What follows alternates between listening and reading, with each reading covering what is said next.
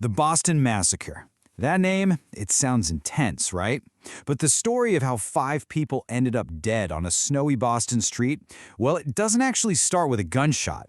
No, it starts years earlier with stuff like taxes, a ton of tension, and a whole lot of anger. So let's get into it and break down how it all went down.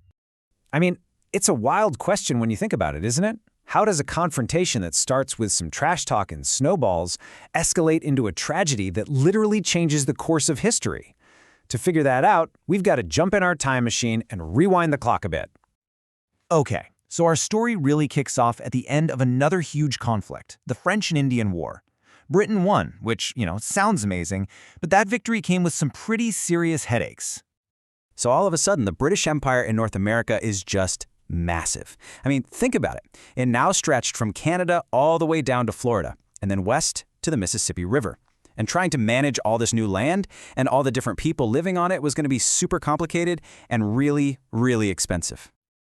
So Britain was basically staring down 2 giant problems. First up, the war debt. We're talking an incredible amount of money they'd borrowed to win, and now the bill was due. And second, this huge new territory. How do you protect it? How do you keep the peace between the colonists and Native Americans? All of that costs a ton of money, and Britain had a pretty good idea of who should be footing the bill.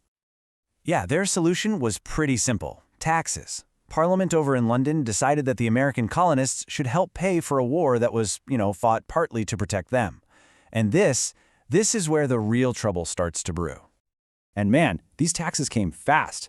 First you've got the Sugar Act, then just a year later, the Stamp Act hits. And this one felt different. It was a direct tax on just everyday life. All of a sudden, you had to pay extra just to read the newspaper, file a legal document, or even play a game of cards with your friends. It was this constant, annoying reminder of British control. But for the colonists, this wasn't just about losing a few pennies on a newspaper. No way. This was about something much, much bigger. It was about a fundamental belief they held, that their rights as Englishmen were being totally stomped on.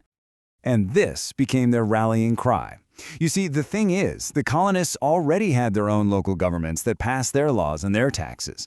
They had exactly 0 representatives in the British Parliament, which was thousands of miles away across an ocean.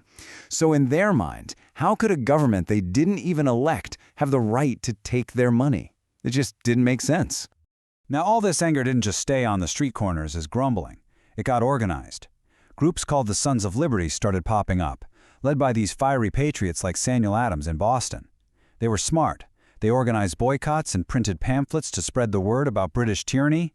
And yeah, sometimes they weren't afraid to get their hands dirty and use intimidation to really make their point. So you can really see the 2 sides digging in their heels here. From Britain's point of view, it was simple logic. Hey, we protected you, so you need to help pay the bill. But for the colonists, it was a direct attack on their freedom. You can't tax us if we don't have a voice in your government. There was just no middle ground in sight. As the colonial protests got louder and louder, Britain decided to flex its muscles. They sent in the army. And this, my friends, was like pouring gasoline on an already raging fire. Yeah, instead of backing down, Britain just doubled down. In 1767, they passed the Townshend Acts, taxing even more stuff the colonists used every single day. Things like glass, paint, and tea. This, of course, led to even more boycotts. You even had groups like the Daughters of Liberty getting involved, helping people find alternatives to buying British goods. And Boston was the absolute epicenter of all this resistance. When British officials seized a merchant ship owned by a big-shot colonist, the whole city just erupted in riots. So what was Britain's response? They sent in the soldiers, the redcoats, to occupy the city and force everyone to follow the law. Okay, so now imagine having an army occupying your city. It's already bad, right? Well, it gets worse. Because of a hated law called the Quartering Act, colonists were actually forced to house these soldiers, to give them food and shelter, sometimes right in their own homes. This created this constant daily friction. The soldiers were a walking, talking symbol of everything the colonists hated, and now they were literally living next door. So, by the winter of 1770, Boston was an absolute powder keg. You had years of anger over taxes, and all this resentment over the military occupation. It was all about to explode. All it needed was a single spark. And that spark came on March 5th. It all started so small, just a single British guard and some kid arguing. But a crowd gathered, and it grew fast. Soon you've got hundreds of angry Bostonians surrounding this tiny group of soldiers. They're screaming insults. They're throwing snowballs, chunks of ice, rocks, anything they can find. Then, in the middle of all that chaos, a shot rings out, then another. The soldiers fired directly into the crowd. When the smoke finally cleared, 5 colonists were on the ground, dead or dying in the snow.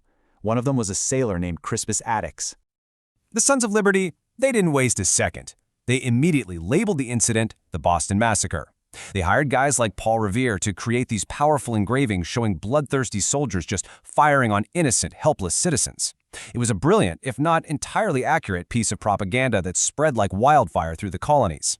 It turned a tragic, messy street fight into this powerful symbol of British oppression and a major rallying cry for revolution. So, that leaves us with the big question, right? Who really deserves the blame here? Was it the soldiers who panicked and fired the shots? Was it the angry mob that provoked them? Or does the blame go back even further, to the years and years of taxes and tension that brought everyone to that breaking point on that cold night? You know, it's a question historians still debate today. Thanks for digging into it with me.